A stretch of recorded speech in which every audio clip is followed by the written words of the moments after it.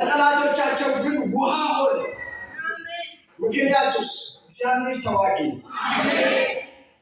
አንዳንድ ነገሮቻችን እግዚአብሔር እስከ ጥግ ይታገሳቸዋል። ከዛም በኋላ ግን ሲነሳ ባህር ነው የሚከድንባቸው ነበሩ እንዲባል አራምን የወደፊት ታሪክ ሳይሆን የኋላ ታሪክ ብቻ እንዲኖራቸው ነበሩ።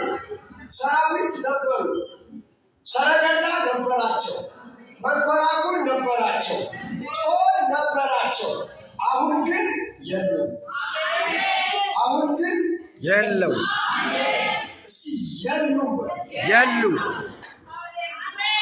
ለእግዚአብሔር ክብር አምጡስ።